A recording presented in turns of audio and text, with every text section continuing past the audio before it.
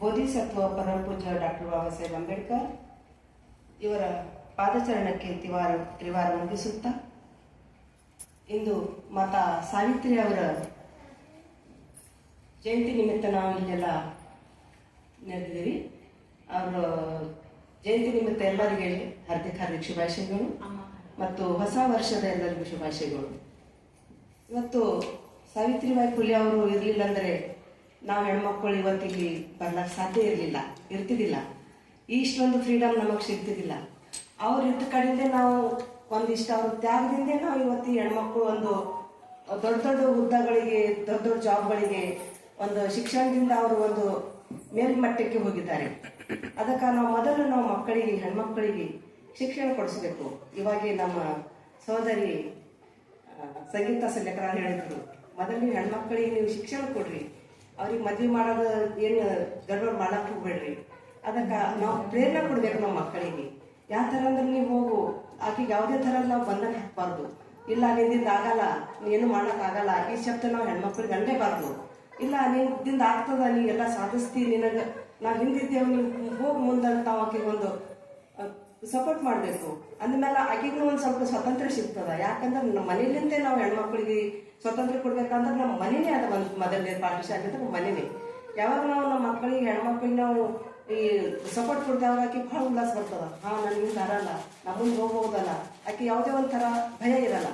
ಆಕೆ ಸ್ವತಂತ್ರವಾಗಿ ಓದ್ಬೋದು, ಬರ್ಬೋದು, ಒಂದು ಮೇಲ್ಮಟ್ಟಕ್ಕೆ ಹೋಗ್ಬೋದು. ಅದಕ್ಕೆ ನಾವು ಎಲ್ಲರೂ ಒಗ್ಗಟ್ಟಾಗಿ ಯಾವ ಥರ ಇವತ್ತೆಲ್ಲರೂ ಈಗ ನಡೆದಿದ್ದೆವು. ಪ್ರತಿಯೊಂದು ಏನೇ ಇದ್ದರೂ ನಾವೆಲ್ಲ ಒಂದುಗೂಡಬೇಕು, ಒಂದು ಕಡೆ ಕೂಡಬೇಕು, ಒಂದು ವಿಚಾರದಿಂದ. ಅಂಬೇಡ್ಕರ್ ಮತ್ತು ಬಾಬಾ ಸಾಹೇಬ್ ಅವ್ರದ್ದು, ಗೌತಮ್ ಬುದ್ಧ ಅವ್ರ ವಿಚಾರಗಳನ್ನು ನಾವು ಫಾಲೋ ಮಾಡಬೇಕು. ಎಲ್ಲಿವರೆಗೆ ನಾವು ಅವ್ರ ವಿಚಾರಗಳನ್ನು ಫಾಲೋ ಮಾಡಲ್ಲ, ಅವ್ರ ತತ್ವಗಳನ್ನು ನಾವು ಫಾಲೋ ಮಾಡಲ್ಲ, ಅಲ್ಲಿವರೆಗೆ ನಮಗೆ ಅದ್ರ ಬಗ್ಗೆ ಏನೂ ಗೊತ್ತಾಗಲ್ಲ. ಬರೀ ಈಗ ಏನಾಗ್ತದೆ, ದೊಡ್ಡ ಫಂಕ್ಷನ್ ಒಳಗೆಲ್ಲ ಬರೀ ಅಂಬೇಡ್ಕರ್ ಬುದ್ಧ ವಿಚಾರಗಳು ಹೇಳೋರು ಭಾಳ ಜನ ಇರ್ತಾರೆ. ಯಾಕಂದ್ರೆ ನಾವು ಮನೆಯೊಳಗೆ ಆ ಥರ ಅವ್ರು ನೋಡ್ಕೊಳ್ಳಲ್ಲ. ಅದ್ರ ಕಾರಣ ನಾವು ಸ್ವತಃ ಅದರ ಆಚರಣೆ ಮಾಡಬೇಕು. ಆಚರಣೆ ಮಾಡಿದಾಗ ನಮಗೆ ಗೊತ್ತಾಗ್ತದಕ್ಕೆ ಏನದ ಧಮ್ಮ ಅನ್ನೋದೇನದ. ಬಾಬಾ ಸಾಹೇಬ್ ಅಂಬೇಡ್ಕರ್ ಅವರು ನಮಗೆ ಯಾಕೆ ಕೊಟ್ಟರು ಇದು ಒಂದು ಧಮ್ಮ, ಅದು ನಾವು ತಿಳ್ಕೊಳ್ಳೋದು ಬಹಳ ಗರಜ್ ಅದ ಈ ಇದರಿಂದಾಗ. ಅದಕ್ಕೆ ನಾವೆಲ್ಲ ತಿಳ್ಕೊಳ್ಳೋಣ, ಅವ್ರ ಬಗ್ಗೆ ವಿಚಾರ ನಾವು ಫಾಲೋ ಮಾಡೋಣ. ಆಮೇಲೆ ನಾವು ಅದರ ಬಗ್ಗೆ ನಮಗೆ ಅರಿವಿ ಆಗ್ತದೆ. ಹೌದಲ್ಲ, ಈ ಥರ ಅಂಬೇಡ್ಕರ್ ಇಷ್ಟೊಂದು ತ್ಯಾಗ ಮಾಡಿ ಇಷ್ಟೊಂದು ತನ್ನ ಮನೆಯದ ಒಂದು ಚಿಂತೆ ಮಾಡಲಿಲ್ಲ. ಅವರು ಸಮಾಜ ಸಲಕ ಅವ್ರು ತನ್ನ ಸಂಸಾರ ಒಂದು ಹಾಳು ಮಾಡ್ಕೊಂಡ್ಬಿಟ್ರು. ಅಂದರೆ ಎಲ್ಲ ಮಕ್ಕಳು ಕಳ್ಕೊಂಡ್ರು, ಹೆಂಡತಿ ಕಳ್ಕೊಂಡ್ರು, ಎಷ್ಟೊಂದು ಅವ್ರು ಕಷ್ಟಪಟ್ಟರು. ಈಗ ನಾವು ಒಂದು ಏನಾದರೂ ಮಾಡ್ತಿದ್ದೀವಿ ಬರಂದ್ರೆ ನಾವು ಈ ಹೆಣ್ಮಕ್ಳು ಮನೆ ಹೊರಗೆ ಬರೋದು ಇನ್ನೂ ಭಾಳ ಕಷ್ಟ ಅದ ಅವರಿಗೆ.